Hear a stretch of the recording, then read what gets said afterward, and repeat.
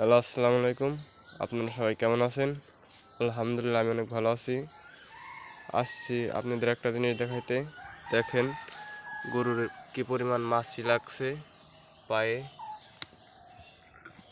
প্রচুর পরিমাণে মাছি। এখন মাছিরই দিন, এই সময় মাছিটা একটু বেশি লাগে।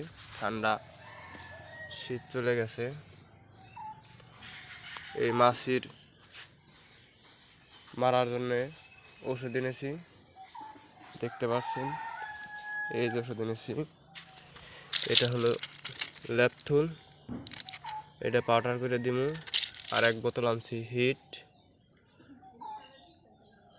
আর হাফ লিটার ডিজেল।